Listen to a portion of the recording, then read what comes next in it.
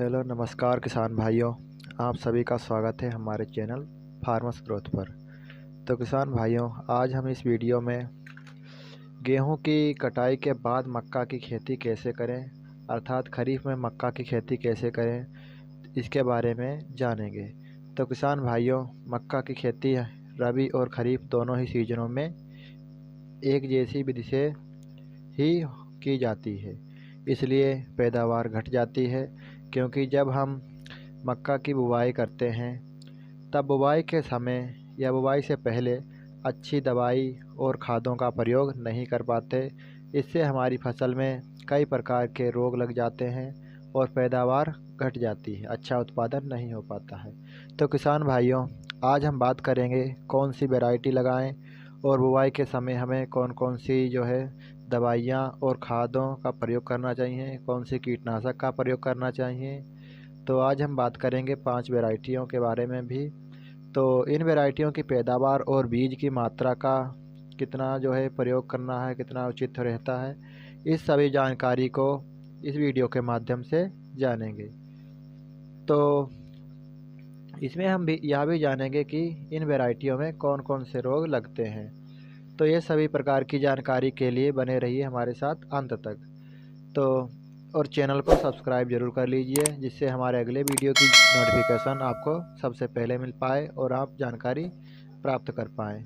तो किसान भाइयों, जब हम गेहूं कटाई के बाद जब मक्का की बुवाई करते हैं तब हमें खेत की जुताई पर विशेष ध्यान देना चाहिए। तब गहरी जुताई करवाएं और खेत समतल होना चाहिए, जिससे पानी का भराव एक समान पूरे खेत में हो। इसके बाद यदि आपके पास 5 से 6 महीने का सड़ा हुआ गोबर है तो 4 से 5 ट्राली प्रति एकड़ के हिसाब से इसका प्रयोग ज़रूर करें इसमें। या फिर इसके अलावा यदि आपके पास गोबर खाद नहीं है तो आप वर्मी कंपोस्ट खाद का प्रयोग कर सकते हैं।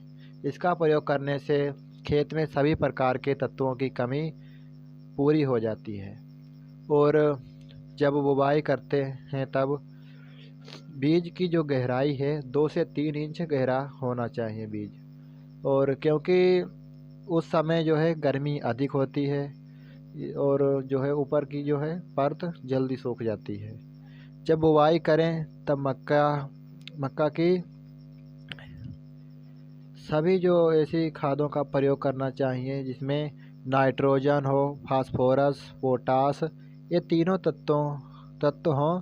तो इसकी पूर्ति के लिए आपको नाइट्रोजन जो कि यूरिया के रूप में 50 किलो प्रति एकड़ के हिसाब से लेनी है और 50 किलोग्राम पोटास एमओपी की आती है, आप उसे ले सकते हैं। और 30 से 35 किलो फास्फोरस इसके साथ आपको लेनी है।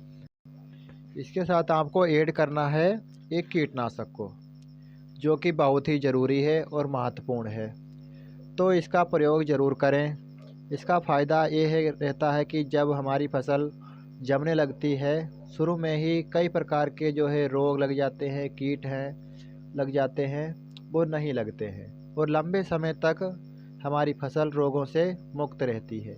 इसके लिए आपको कार्बोफुरान 3% CG इसका आप प्रयोग कर सकते हैं। और इसके अलावा यदि किसान भाइयों आप कार्बोफुरान ना डालना चाहें तो आप रिजेंट का प्रयोग कर सकते हैं। इसके डोज की बात करें तो 8 से 10 किलोग्राम प्रति एकड़ के हिसाब से इसका प्रयोग करें। तो किसान भाइयों, इन सभी खादों को बाज़ार से लाकर सभी को अच्छी तरह एक में मिक्स करके अपने खेत में बखेर दें और उसके बाद रूटावेटर से अच्छी तरह से जुताई करवा दें, जिसके बाद आपका खेत बुवाई के लिए तैयार हो जाएगा। उसके बाद में आप बीज उपचार करके अपना बीज बुवाई कर सकते हैं। और हमें कौन कौन सी वैरायटी लगानी चाहिए, इनके बारे में बात कर लेते हैं। तो नंबर 1 पर आती है पायोनियर कंपनी की P3396। इसके भुट्टे तैयार होने में 70 से 75 दिन लगते हैं और इसका भुट्टा खाने में बहुत ही मीठा होता है और इसकी फसल 90 से 95 दिनों में पूरी तरह पककर तैयार हो जाती है, पूरी तरह हार्वेस्टिंग के लिए तैयार हो जाती है। यदि इसकी पैदावार की बात करें तो 45 से 48 कुंटल प्रति एकड़ में इसका उत्पादन होता है। और इसी के साथ में दूसरे नंबर पर आती है सायंटा कंपनी की है NK30+। तो आप इसका भी प्रयोग कर सकते हैं। यह भी बहुत ही अच्छी पैदावार देने वाली वैरायटी है। यह जो है 40 से 42 कुंटल प्रति एकड़ के हिसाब से पैदावार देती है। और इसकी पूरी फसल 95 से 110 दिन तक जो है पककर तैयार हो जाती है। तब आप जो है इसके बाद में आती है तीसरी वैरायटी, तो पायोनियर कंपनी की P33 जो है P3401, ये बहुत ही पॉपुलर वैरायटी है। यदि इसकी पैदावार की बात करें तो 45 कुंटल से 48 कुंटल प्रति एकड़ के हिसाब से इसकी पैदावार है।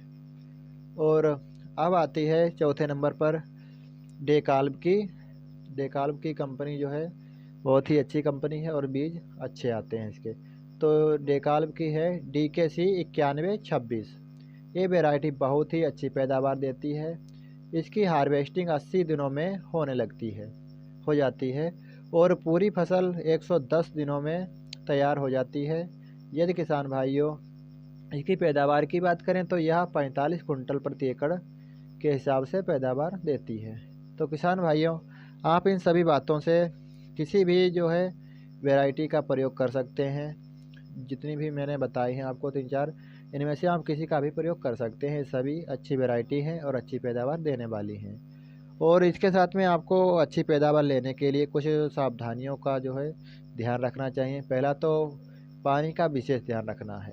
जैसे कि बहुत से किसान भाइयों का खेत समतल नहीं होता है और कहीं पे अधिक पानी भर जाता है और कहीं पे कम भरता है, तो इससे पैदावार प्रभावित होती है। और नंबर 2 पर आता है पहला खाद अच्छी डालें। और पहला जो है कौन सा खाद डालें, इसका वीडियो जो है डिस्क्रिप्शन में आपको मिल जाएगा, आप वहां से देख सकते हैं कौन सा जो है पहली खाद डालनी चाहिए। इसके साथ में तीसरे नंबर पर आती है एक कीटनाशक, जो है कीटनाशक का प्रयोग समय पर करना चाहिए। सही समय का मतलब है कि जब सुंडी ना लगी हो उससे पहले ही, इल्लियाँ ना आई हो इससे पहले ही स्प्रे हो जानी चाहिए। तो इससे जो है इसका बहुत अच्छा रिजल्ट रहता है, तो लंबे समय तक सुंडियाँ नहीं लगती हैं। तो इन सभी बातों का हमें ध्यान रखना है। यदि किसी प्रकार की जानकारी आपको चाहिए तो कमेंट कर सकते हैं। और इसी के साथ में हमारे चैनल को सब्सक्राइब जरूर कर लीजिए, क्योंकि खेतीबाड़ी से जुड़ी सभी प्रकार की जानकारी आपको हमारे चैनल पर मिलेंगी। तो कृपया हमारे चैनल को सब्सक्राइब जरूर कर लें। और कोई भी समस्या हो तो हमें जो है कमेंट कर सकते हैं आप। तो मिलते हैं अगले वीडियो में। धन्यवाद।